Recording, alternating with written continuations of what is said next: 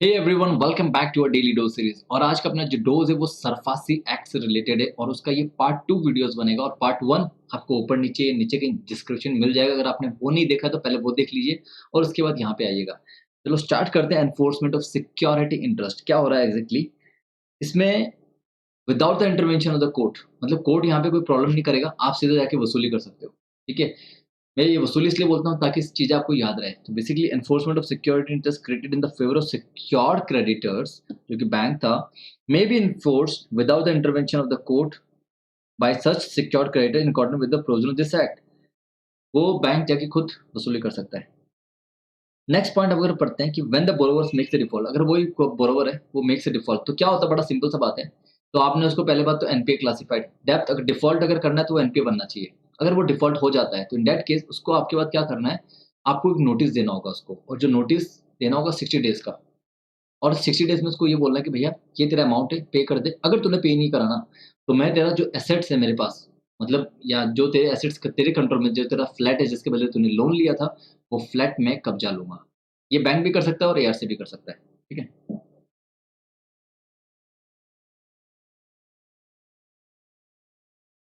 ये एनपीए की रिक्वायरमेंट किसके केस में एप्लीकेबल नहीं होगी? डिवेंचर्स वगैरह के केस में।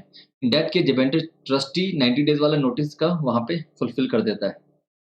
नोटिस में क्या क्या जाएगा? आपका जो अमाउंट पेएबल है, या फिर जो आपको ना एसेट आपको एनफोर्स करना है, ये सारी चीजें आपकी नोटिस में जाएगी।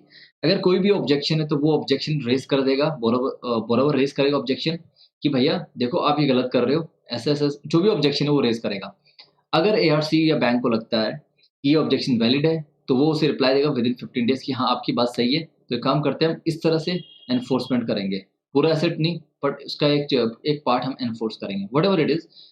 और जो भी इसको रिप्लाई देना है ना बैंक को सिक्योर्ड क्रेडिटर्स को, मेरे को एक्चुअली वर्ड यूज करना चाहिए सिक्योर्ड क्रेडिटर्स। तो सिक्योर्ड क्रेडिटर्स यहाँ पे जो भी रिप्लाई देगा वो विद इन 15 डेज देगा। तो एक ये 15 डेज वाला पॉइंट यहाँ पे ध्यान रखना।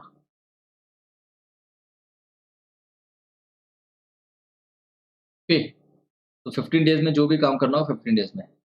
बोरोवर के पास कोई अधिकार नहीं है कि वो अब दैट वो अपील फाइल करे कहीं पे, वो सब ऐसा कोई इसके पास अधिकार नहीं है। अगर borrower fail to discharge his liability, in that case enforcement of security start होगा।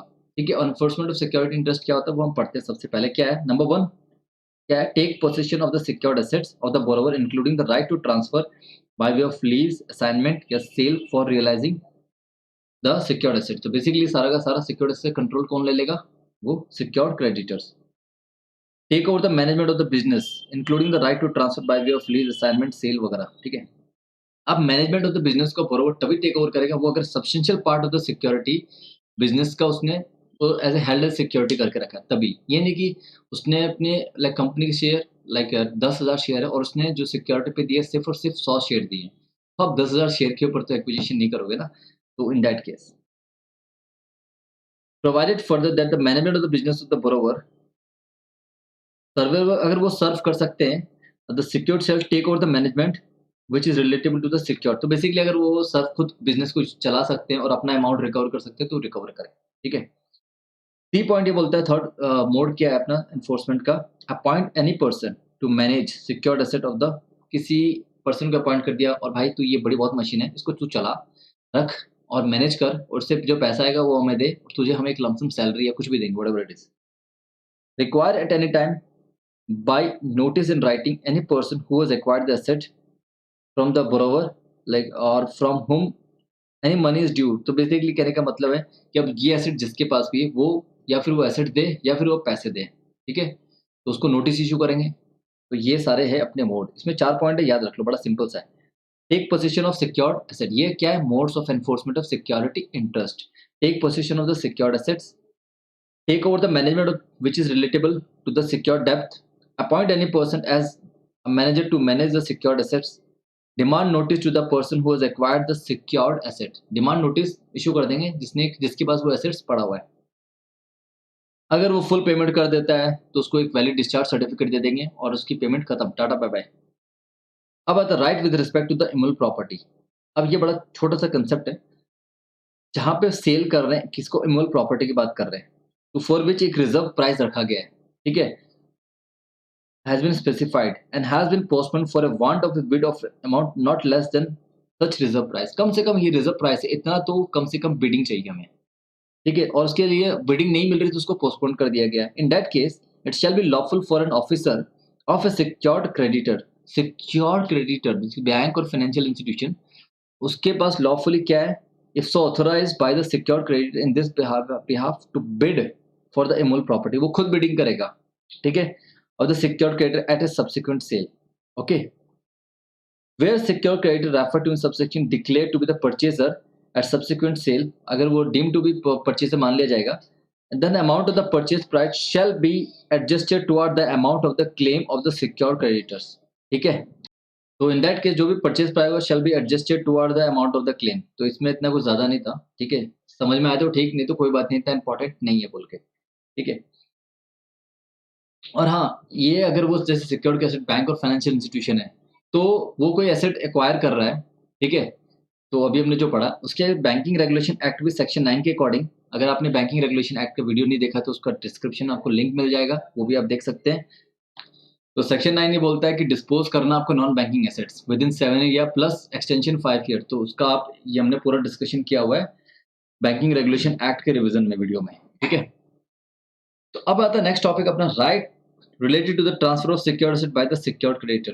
क्या बोल रहा है एग्जैक्टली, वो ट्रांसफर कर सकता है, shall vest in the transfer all the right in relation to the secured transferred in as if the transfer वगैरह, ट्रांसफर ऑफ सिक्योर्ड एसेट जैसे हो जाएगा तो सारा का सारा राइट अधिकार उसके पास है, सेल करे, लीज करे, कुछ भी करे उसको। Recovery of expense from the borrower, जितने भी जो भी बेचने के खर्चे होंगे, जो भी खर्चा होगा, एआरसी को ट्रांसफर करने का खर्चा हुआ या एआरसी ने कोई खर्चा किया एसेट्स खरीदने में वगैरह, जो भी खर्चा हुआ या वसूली करने में जो भी खर्चा हुआ या फिर इसको सेल करते हैं या ऑप्शन करते हैं, इसको बेचने में जो भी खर्चा हुआ, सारे का सारा खर्चा, वकील का खर्चा, व्हाटएवर इट इज, वो सारा का सारा किससे वसूली किया जाएगा, shall be recoverable from the borrower and the money which is received by the secured creditor. उसको हम सबसे पहले कहाँ सेट ऑफ करेंगे, फॉर एग्जांपल 100 करोड़ का लोन था और 200 करोड़ मिल गए, तो ठीक है, तो एक्सेस कितना मिला अपने को, 100 करोड़ मिला है, बट सबसे पहले हम सेट ऑफ करेंगे जो अपनी कॉस्ट है उसको माइनस करेंगे, मान लो कि 10 करोड़ की अपनी कॉस्ट है, उसके बाद फिर हमारा जो लोन था वो अमाउंट सेट करेंगे, उसके बाद जो बैलेंस होगा वो बोरोवर को दे देंगे, ठीक है। Payment of the dues of the secured creditor at any time before the date of the publication of the notice. अब क्या है कि बोरोवर पे करना चाहता है, वो बोरोवर पे करना चाहता है, वो कब तक पे कर सकता है, कोई भी जब तक वो नोटिस इशू नहीं हुआ ना पब्लिक में, उससे पहले पहले वो पे कर सकता है। अगर वो नोटिस इशू हो चुका है और ऑक्शन के लिए जा चुकी है प्रॉपर्टी, तब नहीं, ठीक है। The secured asset shell not be transferred by way of lease assignment, ठीक है, अगर वो नोटिस से पहले पहले उसने पे कर दिया तो। In case any step has been taken by the secured creditor before tendering, मतलब टेंडर फाइल करने से पहले उसने क्या किया, पे कर दिया, तो बहुत अच्छी बात है, बट टेंडर फाइल करने के बाद नहीं, ठीक है। जॉइंट फाइनेंसिंग की बात हुई, अगर जॉइंट फाइनेंस किया है तो अराउंड 60% जो सिक्योर्ड क्रेडिटर है जो बोलेंगे वही मान लिया जाएगा, मतलब कम से कम जॉइंट फाइनेंसिंग के केस में क्या हुआ, एक एसेट है 100 करोड़ का, एसबीआई ने दिया इसमें 20%, पीएनबी ने दिया 30% और आईसीआईसी बैंक ने दिया 20% और बाकी बैलेंस दिया एचडीएफसी ने, तो उसका 60% नहीं हुआ, बाकी सारे के सारे आईसीआईसी, पीएनबी, एसबीआई ये तीनों मिलकर 60% कंस्टिट्यूट कर रहे हैं, तो ये जो भी डिसाइड करेंगे वो 40% के ऊपर भी लागू होगा, कम से कम 60% लोग एग्री करेंगे इस बात को, तो व्हाटएवर जो भी डिसीजन होगा किसी से रिलेटेड, चाहे बेचना हो, उसको लीज पे डालना हो, एसेट्स को कुछ भी करना हो, ठीक है, कि इसको एआरसी में ट्रांसफर करना है नहीं करना, व्हाटएवर इट इज, तो जो भी होगा unless exercised by such right is agreed upon by the secured creditor representing not less than 60% of the value of the amount outstanding, ठीक है, 60% ने हाँ करी तो हाँ, ठीक है। उसके बाद आता secured creditor merit in the sale proceed of his secured asset in case of a company being wound up, तो अगर वो वाइंड अप की कंपनी मतलब उसको खत्म कर रहे हैं, उसको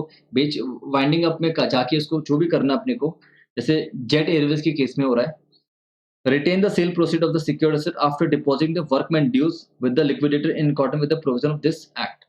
भैया वर्कमैन ड्यूज का जो पैसा है ना वो साइड में रख दो पहले, ठीक है, उसके बाद आप जो बैलेंस अमाउंट होगा वो आपका होगा, ठीक है।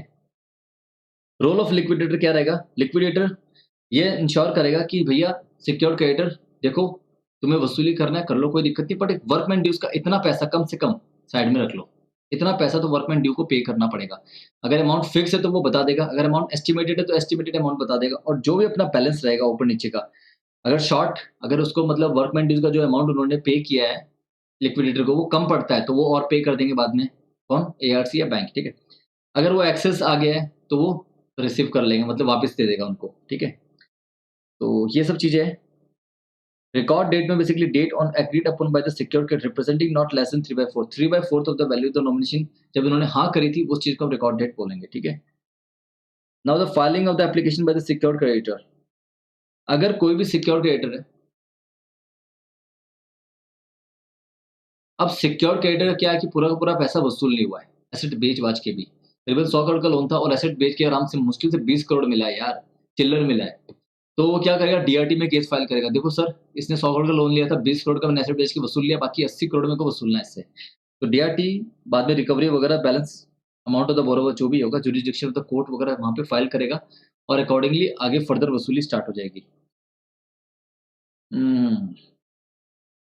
ये वाला पार्ट इतना इम्पोर्टेंट बोल के नहीं है, ठीक है? तो इस चीज़ को इग्नोर कर देते हैं। अब आता है कि मैजिस्ट्रेट, जो मैजिस्ट्रेट है या डिस्ट्रिक्ट मैजिस्ट्रेट वगैरह है, उनसे वो असिस्टेंस ले सकते हैं, ठीक है? कि भैया तुम्हारे इलाके में एक प्रॉपर्टी है, एक एसेट्स है, उसको जाके अपने कंट्रोल में ले लो, ठीक है? तो इसका सीन क्या रहेगा? इसका सीन ये रहेगा, take possession of such assets and documents relating thereof and forward such asset and document to the secured creditor. Asset अपने कंट्रोल में लो और विदिन 30 डेज़ करेगा from the date of application, ठीक है? Provided further that if no order is pass by the magistrate वगैरह कुछ भी नहीं हुआ, the set period of 30 days for the reasonable, उसको एक्सटेंड कर दिया जाएगा। बट जो ओवरऑल एक्सटेंशन मिला के प्लस ओरिजिनल मिला के कितना रहेगा, मैक्स टू मैक्स 60 डेज, इससे ज्यादा एक्सटेंशन अलाउ नहीं है, ठीक है। मैजिस्ट्रेट को लग रहा है कि भैया मुझे थोड़ा दिन चाहिए, 30 दिन में नहीं हो पाएगा ये काम, तो वो बोलेगा कि एक्सटेंशन दो थोड़ा सा। तो एक्सटेंशन कितना मिलेगा, ओरिजिनल प्लस एक्सटेंशन मिला के मैक्स टू मैक्स 60 डेज, इससे ज़्यादा अलाउ नहीं है। तो ये चीज़ याद रखना, मजिस्ट्रेट को नोटिस वो जाके तुम्हारे एसेट्स तुम्हारे कंट्रोल में लेगा और फिर तुम्हें ट्रांसफर करेगा, ठीक है। तो उसको 30 दिन का टाइम चाहिए और मैक्स टू मैक्स कितना, 30 प्लस 30, मतलब max to max total 30 60 days, okay. Manner and the effect of the take over of the management.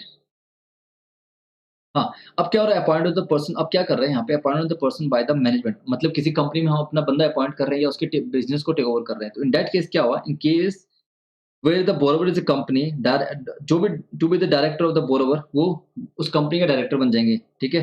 In other case administration of the business. तो क्या हुआ, अगर कंपनी हुई और हमने उसका मैनेजमेंट ले लिया तो हम उस कंपनी के डायरेक्टर बन जाएंगे, या फिर अगर कंपनी नहीं है, वो किसी पार्टनरशिप फर्म है, तो हम उस पार्टनरशिप फर्म के एडमिनिस्ट्रेटर बन जाएंगे, ठीक है।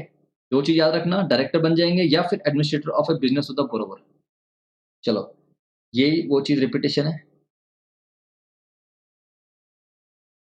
और एक नोटिस इश्यू होगा और जितने भी डायरेक्टर उनको वैकेंट करने होंगे अपनी सीट, और टाटा बाय बाय, और यहाँ पे नए डायरेक्टर आ जाएंगे, ठीक है।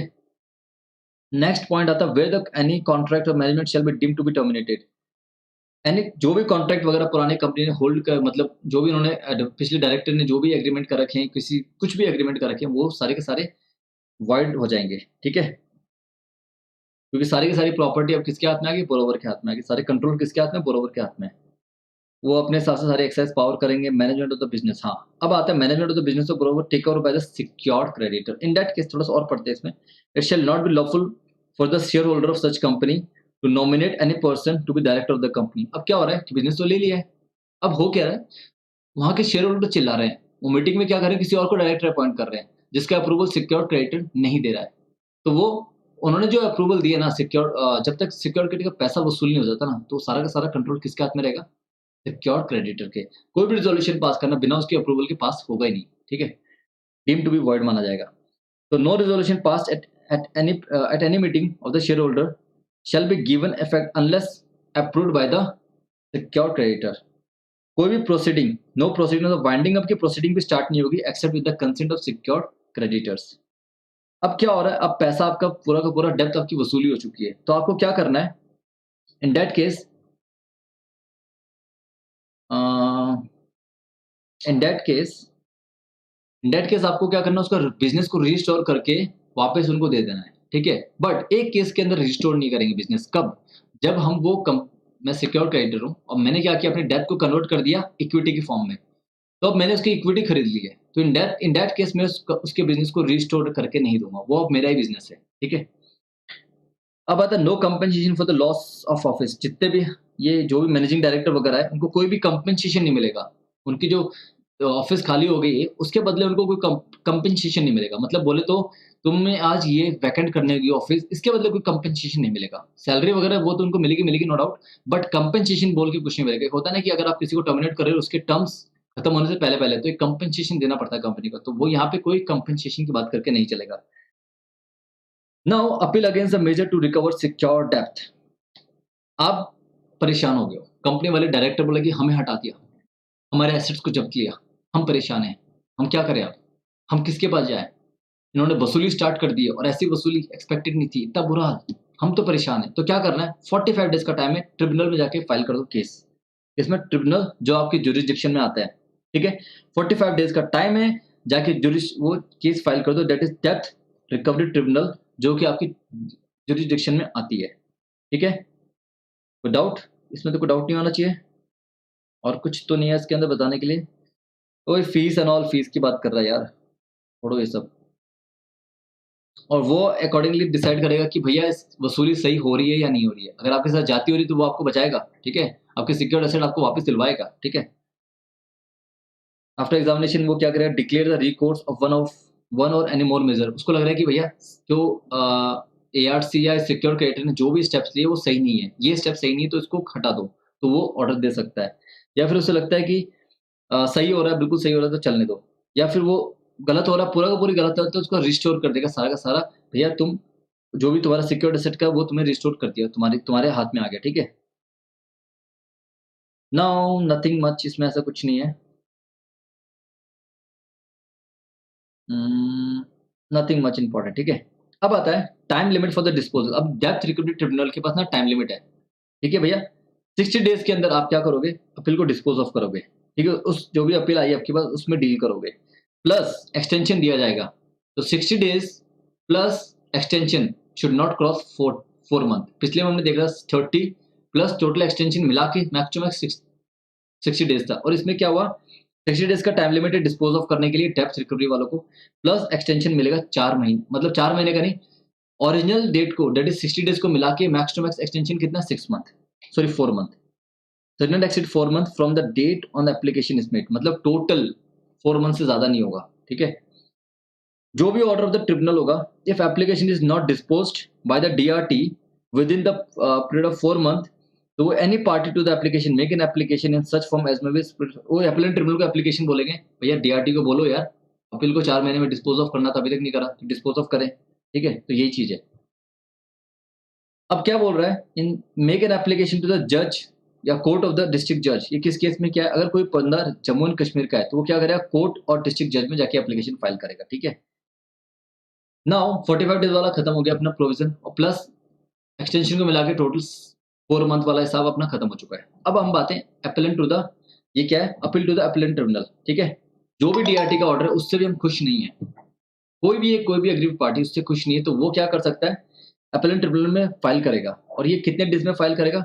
With in 30 days. वहां कितना था? 45 ना, 45 था ना, सॉरी 60 डेज, सॉरी नहीं नहीं नहीं नहीं नहीं, डीआरटी में जाने के लिए अपने पास कितने दिन थे? 45 डेज से, या 45 डेज। और अपीलेंट ट्रिब्यूनल में जाने के लिए कितने दिन अपने पास? 30 डेज, ठीक है? ओके। और हाँ, कंडीशन क्या रहेगी अपील की कि आपको 50% of the amount of the डेब्ट जो भी है वो आपको डिपॉजिट करना पड़ेगा। अगर कोर्ट को लगता है, अपीलेंट ट्रिब्यूनल को लगता है कि भैया 50% ज़्यादा हो जाएगा, तो इन दैट केस वो ज़्यादा से ज़्यादा कितनी कटौती कर सकते हैं? 25%, इससे ज़्यादा नहीं, नॉट लेस देन 25%, मतलब कम से कम 25% डिपॉजिट तो करना पड़ेगा अगर कोर्ट अलाउ करता है तो, अपीलेंट ट्रिब्यूनल अगर अलाउ करता है तो। नहीं तो कितना करना है? कम से कम 50%, ठीक है? नाउ वो डिस्पोज ऑफ कर देगा अपने हिसाब से अपनी अपील, ठीक है? जो छोड़ो, ये भी इतना कोई इंपॉर्टेंट नहीं है। नेक्स्ट अपना आता है appeal to the high court. High court में अपील फाइल कर रहे हैं, सेक्शन 80B। देखो कोई भी बॉर्डर जो स्टेट एंड जम्मू कश्मीर के हिसाब से था, जो डिस्ट्रिक्ट कोर्ट का जो भी ऑर्डर था उसके हिसाब से, या फिर अपीलेंट ट्रिब्यूनल का जो भी ऑर्डर है, ठीक है? तो आपको क्या करना होगा? Within 30 days may prefer an appeal to the high court, ठीक है? हाई कोर्ट में जाके विद इन 30 डेज आपको अपील फाइल करनी है और इसमें भी सेम चीज 50%, अगर हाई कोर्ट को लगता है 50% कम से कम, अगर उसे लगता है कि भैया 50% की यहाँ रिक्वायरमेंट नहीं, 25% से भी काम हो जाएगा, तो जितना भी ड्यूज है आप 25% का डिपॉजिट कर दो। पे करने नहीं बोल रहे, डिपॉजिट कर दो, मतलब पेमेंट नहीं मानेंगे उससे, हम सिर्फ डिपॉजिट मानेंगे। भैया सेफ साइड के लिए थोड़ा डिपॉजिट तो करो, हाई कोर्ट में आए हो, कम से कम 50% या फिर मिनिमम 25%, अगर वो जस्टिफाइड लगता है उसको रीजन, तो हाई कोर्ट को। अब अपना एक छोटा सा कंसेप्ट है केवेंट। What is केवेंट? केवेंट को पहले समझ लेते हैं, इससे पहले right to lodge the caveat को समझने से पहले बड़ा सिंपल सा कंसेप्ट है। It mean let a person be aware. Caveat का मतलब एक लैटिन वर्ड है, is mean let a person be aware. ठीक है, ये फाइल बेसिकली क्या होता है कि मैंने केवेंट फाइल कर दिया, कोई केस चल रहा है, मैं एक सब टेनेंट हूँ, ठीक है, और मेरा जो लैंडलॉर्ड और टेनेंट के बीच में कुछ चल रहा है, जिससे मैंने टेनेंट लिया है प्रॉपर्टी, उनका केस चल रहा है, तो मैंने कोर्ट में जाके बोला देखो भाई कल को कोई केस आता है आपके पास, ठीक है, तो आप ना, मैं केवेंट फाइल कर रहा हूँ, जो भी फैसला लोगे ना एक बार मेरी सुन लेना। ये केवेंट का मतलब क्या होता है कि basically I want them to listen me once, एक बार मेरी सुन लो बस। So in this law, it may be understood that in law it may be understood as notice given and asking not to act without informing the person who gave such notice। ठीक है, basically केवेट file करने के बाद मुझे भी notice आ जाएगा, मेरी भी सुनी जाएगी फाइनल ऑर्डर पास होने से पहले पहले। Now the right to lodge a caveat. अब यहाँ पे पढ़ते हैं filing of the caveat. When an application appeal is expected to be made or has been made under section 17, या जो भी हमने सेक्शन पढ़े थे अभी 18B वगैरह, ये वगैरह, ठीक है, appeal to the high court वगैरह, ये सारे, तो इन दैट केस कोई भी सिक्योर क्रेडिटर या कोई भी person claiming the right to be appear before the court, सब कोर्ट में आप केवेंट फाइल कर सकते हो, ट्रिब्यूनल हो गया, हाई कोर्ट हो गया, डिस्ट्रिक्ट जज हो गया, अपीलेंट ट्रिब्यूनल हो गया, हाई कोर्ट हो गया, व्हाटएवर, ओके, वो केवेंट लॉज करेगा, ठीक है, और वो नोटिस ऑफ द केवेंट देगा। अगर उसकी जब उसने एप्लीकेशन बोला कोर्ट को भैया आपको केवेंट उसने दे दिया, ठीक है, तो उसको एक नोटिस मिलेगा, ठीक है। अब यहाँ पे नोटिस मिलेगा, किससे मिलेगा? जो भी सिक्योर्ड क्रेडिटर है उसको, अगर उसने वो एप्लीकेशन फाइल की है केवेंट की, तो उसको मिलेगा, या फिर कोई और पर्सन है तो उसको मिलेगा। जिसने भी ये केवेंट फाइल किया उसे हम कहते हैं caveator. Caveator basically person who files the caveat, ठीक है। Shall serve a notice of the Kevent by registered post on the person by whom application has been or is expected to be made। तो ठीक है, ये तो बड़ा simple सा है, जो भी है उसको एक नोटिस जाएगा, देखो भैया हमने आपकी केवेंट वाली एप्लीकेशन एक्सेप्ट कर ली है बोल के। अब नेक्स्ट में क्या है, notice of the caveator by adjudicating authority, ठीक है। अब अगर कोई अपील वगैरह फाइल होती है उनके खिलाफ, ठीक है, तो केवेंट को बोलेंगे देखो भैया अपील फाइल हो चुकी है और आपको नोटिस इशू कर दिया, आपको जो कहना है आप आके कहो अपनी बात, ठीक है। चल उसको एक नोटिस दिया जाएगा कि उसको बताएगा भाई अपील फाइल हो चुकी है, तुझे तेरी बात जो रखनी तू रख ले, तो नोटिस दिया है कोर्ट में आने के लिए, ठीक है, बस। और जो वैलिडिटी ऑफ पीरियड ऑफ केवेंट क्या रहती है, वैलिडिटी हमेशा केवेंट की जो रहती है 90 डेज। 90 डेज में अगर कोई केस आ गया अच्छी बात है, तो उसको बुला लेंगे, नहीं आया तो डीम टू बी एक्सपायर्ड, और फिर इसको लिए एक फ्रेश केवेंट फाइल करना पड़ेगा, ठीक है। अब आता right to borrower to receive compensation and the cost in certain cases. अब क्या हुआ, बोरोवर जो है उसके साथ जाती हुई, ये बहुत गलत हुआ है, तो कोर्ट डायरेक्ट कर सकता है सिक्योर क्रेडिटर को कि भाई तुमने जो करा था बहुत गलत करा था, इसके साथ तुमने तो अपना पर्सनल दुश्मनी लेना चालू कर दिया था। अब एक काम करो, direct the secure creditor to return such secured asset plus the borrower और such other sum shall be entitled. उसको लग रहा है कि भैया बोरोवर को इतना सम और एक्स्ट्रा तुम दो, तुमने जो हैरेसमेंट करा उसके नाम पे कंपनसेशन दो उसको, और जो भी उसका खर्चा हो वो भी तुम भरोगे। इसको बोल रहा है सिक्योर क्रेडिटर्स को, ठीक है। तो एनालिसिस यहाँ अपना चैप्टर खत्म होता है। I hope this is clear. अगर अभी आप चाहते हो तो मैं आगे कंटिन्यू कर सकता हूँ। ये बेसिकली एनालिसिस है, इसमें क्या बताता हूँ, देखो सेक्शन 19 जो इस चैप्टर का एनालिसिस वो बात करता है रिकंस्ट्रक्शन की। रिकंस्ट्रक्शन क्या है, PMOB that is proper management of the business, of borrower को टेक ओवर करना है, उस पर चार्ज ले लेना, सेल और lease, reschedulement, enforcement, settlement, position और कन्वर्जन, ये सारी चीजें हमने पहले पढ़ी हुई है पार्ट 1 में, ठीक है, उसका लिंक ऊपर दिख रहा होगा आपको। फर्दर ये चैप्टर डील करता है एनफोर्समेंट ऑफ सिक्योरिटी इंटरेस्ट। इसमें अपने को 4 स्टेप्स पढ़े थे, एक तो take position, take over the management, और उसके बाद अपॉइंट एनी पर्सन जो मैनेज करेगा एसेट्स, या फिर उसको नोटिस इश्यू करो जिसके पास भी वो एसेट्स है, कोई थर्ड पार्टी के पास, तो ठीक है, ये सब चीजें हैं। अब कुछ केसेस दे रखे हैं, फैक्ट और एनालिसिस, चलो पढ़ लेते हैं, छोटा सा है, आई थिंक क्वेश्चन आंसर भी यहाँ पे कवर हो जाएगा। ABC limited has issued a listed bond 5 year ago which is due to be redeemed, ठीक है, in the current year worth ₹50 crore, ठीक है। Market analyst feel that the projected cash flow and the profitability inadequate to repay the bond value. Market को लग रहा है कि भैया ये रिपेमेंट नहीं हो पाएगा, ठीक है। The single largest bond holder जो भी है, बीएच लिमिटेड ने सबसे ज्यादा उसमें इन्वेस्ट किया हुआ था, जिसमें करीबन 20 करोड़ वो रखता है उसका control, and want to explore option of SARFAESI. क्या वो सरफासी में जा सकता है? क्या वो जो बीएच लिमिटेड है वो सरफासी में जाके बोल सकता है भैया इस 50 करोड़ की वसूली होने की चांसेस कम है, ठीक है। तो सबसे पहले बात डेफिनेशन देखो सिक्योर क्रेडिटर क्या है। has been amended to include the debenture trustee appointed in respect to the debt security, and corresponding changes has also been made in the SARFAESI Act and RDDB Act. Okay, छोड़ो उसको. Hence shall have the option it shall have recourse to all the option available to the secured creditor under the law, such as enforcement of security interest, like sale of a loan to the ARC. Okay, unlike NBFC, for which a threshold asset of 500 crore is put for the applicability of SRP, there is no such limit for the debenture. देखो NBFC एक अच्छा बात बताता हूँ. NBFC को अगर SARFAESI में act में अगर किसी के खिलाफ कुछ फाइल करना है तो कम से कम 500 करोड़ का एसेट होना चाहिए. उससे नीचे है तो एनबीएफसी फाइल नहीं कर पाएगा, सरफासी में वसूली नहीं कर पाएगा. ठीक है, ये एआरसी को वो अपना एसेट ट्रांसफर नहीं कर पाएगा एनबीएफसी. तो डिबेंचर ट्रस्टी केस में ऐसी कोई लिमिट नहीं है, तो यहाँ पे वो भी फुलफिल हो रहा है. ठीक है, तो वो डिबेंचर ट्रस्टी कर सकता है फाइल. ठीक है, सरफासी में ट्रांसफर कर सकता है इसको केस. ठीक है, नाउ नेक्स्ट पार्ट जो अपना एग्जाम्पल है, इसमें आपको मैं एक छोटा सा बताता हूँ. SARFAESI act not applicable to the agriculture loan.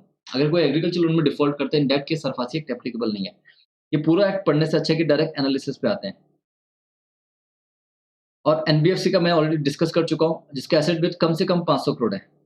ठीक है, अच्छा, SARFAESI act is applicable only those notified NBFC which has an asset base of 500 crore or above. Hence, in this case, XYZ Limited shall be able to sell bad loan to the ARC through SARFAESI. अच्छा, question पढ़ना ही पड़ेगा. एक XYZ NBFC है जिसका कम से कम total asset कितना है, 550 करोड़ है. तो जिसमें से एंड एनपीए कितना बन रहा है, 50 करोड़ का इन इट्स बैलेंस शीट. तो 50 करोड़ का जो लोन, क्या अभी हम यहाँ पे क्या देखना है, अपने को जो सरफासी के एक्ट में अगर जाना है किसी एनबीएफसी को, तो कम से कम 500 करोड़ का उसका एसेट बेस होना चाहिए. ठीक है, अब 50 करोड़ का इसका केसेस है जो डिफॉल्ट में गया है, तो 9 केसेस है 5 करोड़ ईच, और 10 केसेस 50 लाख ईच, तो टोटल बना 5 करोड़. ठीक है, the management of the want to sell the bad loans worth rupees 50 crore to the ARC. अब वो एनबीएफसी क्या चाहता है कि कम से कम 50 करोड़ को वो बेचना चाहता है एआरसी को. ठीक है, 45 करोड़ जो against various properties while 15 crore is unsecured. पहली बात तो 50 में से 5 करोड़ अनसिक्योर्ड है, तो उसको तो आउट कर दो, तो कितना ही जा सकता है, 45 जा सकता अभी तक. उसके बाद डिटेल डिस्कशन हुआ, फिर क्या पता चला कि 2 करोड़ ऐसे एसेट्स है सिक्योर्ड बैड लोन जो कि रजिस्टर्ड ही नहीं है. सेंट्रल रजिस्ट्री में CERSAI के हिसाब से रजिस्टर्ड होना चाहिए सारे लोन, अगर आपको सरफासी में मतलब एआरसी को ट्रांसफर करना है, तो वो रजिस्टर्ड ही नहीं है. तो अब 45 करोड़ में से 2 करोड़ और माइनस कर दो आप. ठीक है, तो चलो आंसर देखते हैं फटाफट. तो पहले बात तो अनसिक्योर्ड नहीं आएगा. ठीक है, उसके बाद 2 करोड़ जो रजिस्टर्ड नहीं, वो भी नहीं आएगा यहाँ पे. Plus further NBFC can invoke SARFAESI only those cases where which are over 1 crore. कम से कम 1 करोड़ का एसेट आपका, मतलब 1 करोड़ का लोन होना चाहिए, तभी आप एनबीएफसी ट्रांसफर कर सकते हैं सरफासी में. तो यहाँ पे 50 लाख के 5 केसेस से, याद है आपको, तो वो चीज तो यहाँ पे ट्रांसफर नहीं हो पाएगी. तो इन दैट केस -5 करोड़. तो therefore we are left with the 8 case of 5 crore each. ठीक है, which can be sold and subject to the meeting of all the conditions. 8 case है अपने, 30 करोड़ 38 करोड़ मैंने गलत लिखा है. ओके, 38 सही है. ये क्या हुआ कि 8 केस है, 8 में से अगर 5 करेंगे तो कितना हुआ, 40 करोड़. बट 2 करोड़ तो ये माइनस हो गया ना, तो 38 करोड़ ही हम लोग ट्रांसफर कर सकते हैं एआरसी को under SARFAESI act. Next question है, बेसिकली इन्होंने केस बना के दे दिए. एक एआरसी फॉर्म्ड है स्टील सेक्टर में, उसको लग रहा है कुछ गड़बड़ है, मतलब चलो आता हूँ. The manager now contemplating various option to the sale the manager of the ARC management SARFAESI law. तो देखो यहाँ पे अपना जो आंसर रहेगा इसमें, तो एआरसी मेजर्स क्या क्या हो सकते हैं, वो प्रॉपर बिजनेस तो बोरोवर सेल करना, लीज करना, रिस्ट्रक्चर शेड्यूल करना, सेटलमेंट करना, वो सारे पॉइंट्स यहाँ पे आ जाएंगे. ठीक है, नाउ अब आते हैं कुछ क्वेश्चन की ओर. Minimum threshold limit prescribed for the applicability of NBFC कितना है, 500 करोड़. ठीक है, ये क्वेश्चन के साथ साथ आंसर्स भी देख लीजिए. ठीक है, 500 करोड़. नाउ नेक्स्ट क्वेश्चन क्या है, state which under which situation a lender can avail the benefit of SARFAESI act. ऐसे कौन कौन सिचुएशन है, ये आप सॉल्व कर लीजिए यार. ठीक है, बता देता हूँ. वैसे इंसॉल्वेंसी वाला यहाँ पे नहीं आएगा. The borrower is under BIF are allowed है. Binding petition has been filed against the borrower, ये भी तब भी जा सकता है सरफासी में. वो criminal proceeding has been launched by the lender against the borrower. ठीक है, क्रिमिनल प्रोसीडिंग स्टार्ट हो गया, तो बेसिकली ये तीनों में जा सकता है. तो सिचुएशन 2 3 4, चलो आंसर भी चेक कर लेते हैं, सही है गलत है. यस सही है, ठीक है। तो आप ये सेल्फ कर लीजिए, पढ़ लीजिए इसको क्या एग्ज़ैक्टली लिखा है यहाँ पे। तो चलो मैं पढ़ देता हूँ। Where insolvency application is launched against the borrower, the secured lender shall not be exercise its power under the SARFAESI act, क्योंकि फर्स्ट मोरेटोरियम लग जाता है और 180 दिन का मोरेटोरियम लगता है। ये आपने इंसॉल्वेंसी एक्ट में पढ़ा होगा, right? 180 days from the date of admission, which is extendable for another 90 days. तो rationale of the case surface is applicable. चलो ये वाला पॉइंट तो खत्म।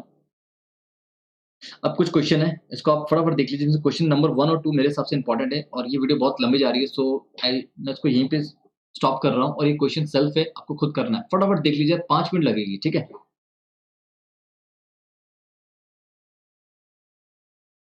चलो मैं ही करा देता हूँ। चलो करवा ही देते हैं यार, 5 मिनट और सही। अगर आप इतना आ चुके तो आगे और भी चलेंगे। चलो ठीक है।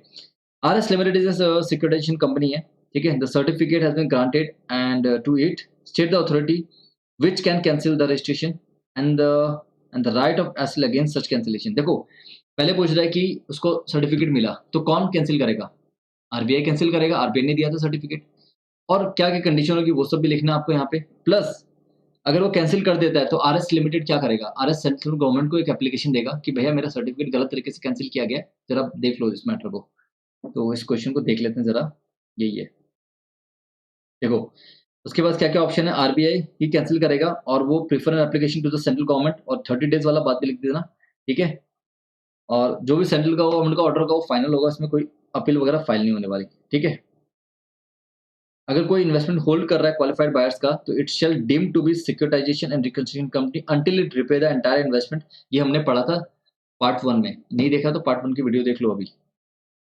नेक्स्ट अपना जो रहेगा क्वेश्चन क्या, reference to the provision of SARFAESI state the circumstances under which reserve bank of India may cancel the, ये अपने वो एक सेक्शन 4 हमने पढ़ा था, इसमें कैंसिलेशन की पूरे लिखे थे। दो अपने पॉइंट थे, सीज बिजनेस या सीज टू होल्ड इन्वेस्टमेंट, और उसके बाद फेल फेल फेल फेल, कुछ कंडीशन अगर फेल वगैरह हुई तो, ठीक है? चलो अब आता है next question, apex limited has failed to repay the amount borrowed from the bank. AEC bank limited है, ठीक है? Apex Limited failed to repay the amount borrowed from the banker, जो बैंक है AEC Limited, which is holding a charge of all the assets of the company. Bank took over the management. Bank ने क्या किया, management का took over कर लिया in accordance with the provision of Sarfasi Act by appointing 4% as a director. The company का जो managing director X है, referring to the provision exercise whether Mr. X is entitled to compensation of the loss। अभी हमने पढ़ा कि compensation मिलेगा नहीं मिलेगा, तो मेरा आंसर is no, compensation नहीं मिलेगा। And also explain the effect of such takeover certain rights of the share holder. भैया आप शेयर होल्डर के पास कोई राइट है? नहीं है, वो किसी को अपॉइंट नहीं कर सकते, वो कोई रिजोल्यूशन पास नहीं कर सकते बिना सिक्योर्ड क्रेडिटर की परमिशन के बिना, और कोई भी वो रिजोल्यूशन पास नहीं हो सकता, ये सब नहीं। और वाइंडिंग अप के लिए भी वो रिजोल्यूशन अप्रूव नहीं करवा सकते, ठीक है? तो ये सारी चीजें फटाफट देख लेते हैं, 2 मिनट लगेगा। Apex Limited borrower is a secure creditor, compensation to manager, no managing director or any officer entitled for any compensation, ठीक है? प्री मैच्योर टर्मिनेशन का कोई कंपनसेशन उसको नहीं मिलेगा, ठीक है? इसको आप पढ़ लीजिए। हाउएवर एनी सच डायरेक्टर और एनी डायरेक्टर जो भी पर्सन है has right to recover from the business of the borrower money recoverable otherwise than way of compensation. Basically compensation नहीं मिलेगा, अगर उनकी सैलरी पेंडिंग है 2-3 महीने की तो वो अधिकार है उनका, ठीक है? उसने काम किया है। अब आता है effect of the take over on the right of the share holder. तो शेयर होल्डर क्या क्या नहीं कर सकते, कांट नॉमिनेट और appoint any director, can't pass any resolution, no proceeding of winding up pass नहीं कर सकते, ठीक है?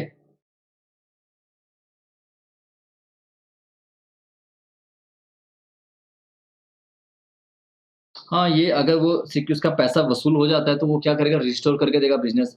और रिस्टोर कब नहीं करेगा, जब वो डेब्ट को कन्वर्ट कर देंगे इक्विटी में, इन दैट केस वो रिस्टोर करके नहीं देगा बिज़नेस को, वो अब उसी का बिज़नेस हो गया सिक्योर्ड क्रेडिटर का। तो ये था अपना रिवीजन का वाला पार्ट, और 4 मिनट में हमने क्वेश्चन आंसर के साथ पूरा का पूरा देख लिया। Thank you so much watching this video. और अगर आप 1.5 में भी देख सकते हो, ये तो मुझे पहले बताना चाहिए था। चलो अब आपका मर्जी है।